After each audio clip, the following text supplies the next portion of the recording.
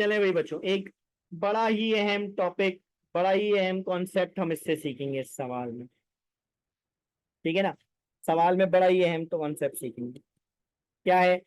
हमारे पास एक गैस है 15 डिग्री सेल्सियस के ऊपर। प्रेशर बताया उन्होंने 150 मिलीमीटर मर्करी है। वॉल्यूम ऑफ द गैस है 1 लीटर और गैस है ऑक्सीजन।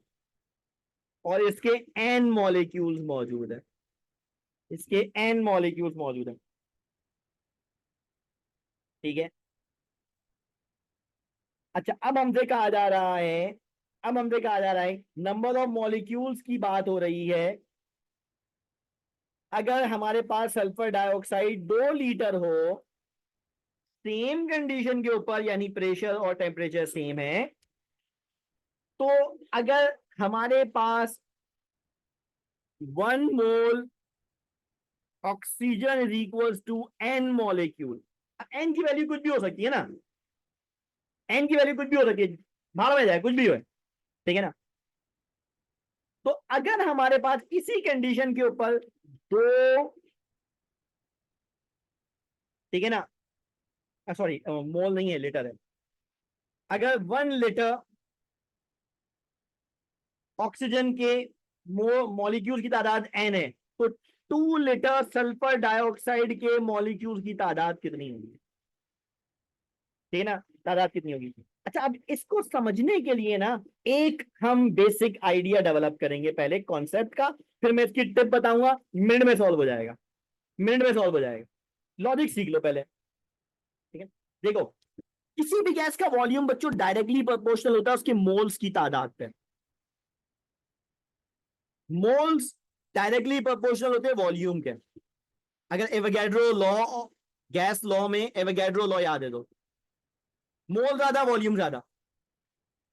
इन अदर वर्ड्स हम कह सकते हैं कि volume is directly proportional two molecules. क्यों क्यों क्यों ऐसा क्यों कहा मैंने बोला मोल्स डायरेक्टली प्रोपोर्शनल है मॉलिक्यूल्स की तादाद, है ना। मॉलिक्यूल्स की तादाद मोल से डायरेक्टली प्रोपोर्शनल है। तो अगर वॉल्यूम मोल से डायरेक्टली प्रोपोर्शनल है, मोल मॉलिक्यूल से डायरेक्टली प्रोपोर्शनल है, तो इसका मतलब वॉल्यूम और मॉलिक्यूल भी डायरेक्टली प्रोपोर्शनल है। अगर ए बी से रिलेट कर रहा है, बी सी से रिलेट कर रहा है, तो इसका मतलब ये हुआ कि ए और सी आपस में रिलेटेड है ना। तो ये रिलेशनशिप्स का याद रखना बड़ा जरूरी है। रिलेशनशिप पता होंगे तो बड़ा आसान हो जाएगा। रिलेशनशिप सिर्फ बनाना ही नहीं है, याद भी रखना है। ठीक है, तो अब जरा ध्यान में रखो। वॉल्यूम मॉलिक्यूल्स पे और मोल पे डायरेक्टली प्रोपोर्शनल, है ना। गैस के मोल ज्यादा, वॉल्यूम ज्यादा। गैस के मॉलिक्यूल ज्यादा, मोल ज्यादा, वॉल्यूम ज्यादा। अच्छा, एक और कॉन्सेप्ट पढ़ा था हमने, और वो क्या? वो ये कि तमाम गैसेस के अगर मोल बराबर हैं तो वॉल्यूम बराबर है ना। अगर मोल बराबर है तो वॉल्यूम बराबर है।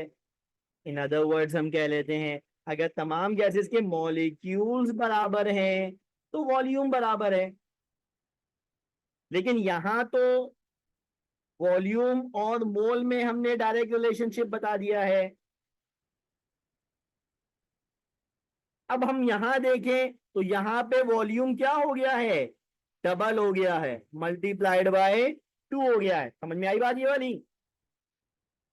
वाली बात समझ में आई बच्चों?